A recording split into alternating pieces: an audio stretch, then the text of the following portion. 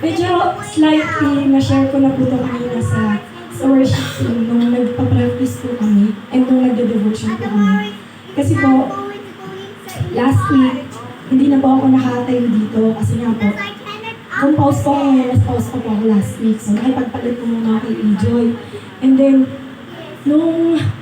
itong para sa week na to, sabi ko siguro naman gagaling na ako ng Sunday. Tapos, pag uwi ko dito ng Wednesday, feeling ko better na ako. Though, wala pa rin yung boses ko, pero yung sore throat ko, medyo wala na. Kaya lang po, pag uwi ko dito, may chocolate cake. Di naakit po ako. Ay, pagkain ko po, pagising ko, sakit na naman po na nalamunan ko. Di, mas lalong hindi po nawala yung paus ko. Di, hanggang ngayon naman po, may paus pa rin po ako. Pero sabi ko nga po sa team, sabi ko, excited ako sa gagawin ni Lord. Regardless ng paus ko, hindi naman siya nakadepende sa akin. Hindi siya nakadepende sa kaya kong gawin.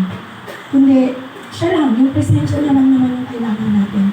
And I'm so grateful, kanina pong umaga, nagpa-practice pa lang kami. Kung naririnig niyo po yung paus ko sa pagkanta ko ngayon, basta hindi pa po kanina ng umagang practice. So sobrang, sabi ko, sige lang, tuloy-tuloy lang, kahit pangit pakinggan, sige, okay lang yan. Basta ang mahalaga may gagawin si Lord na yan. Tapos po, nagulat po ako habang nagpa-practice po kami, bumabalik po yung boses ko. Kasi inadjust po talaga namin ng sobrang baba yung mga kanta. Kasi nga po nahihirapan ako. Tapos nung inikot na po namin, parang kunyari, nadaanan namin lahat ng songs, tapos dadaanan ulit namin. Pagdaan ulit namin, sabi ko ba parang ang baba na.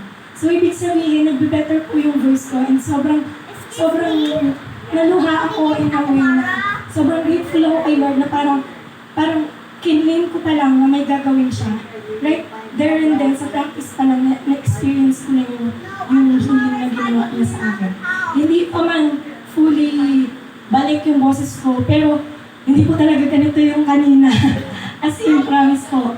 And so yun po, sobrang grabe lang po si Lord sa buhay natin.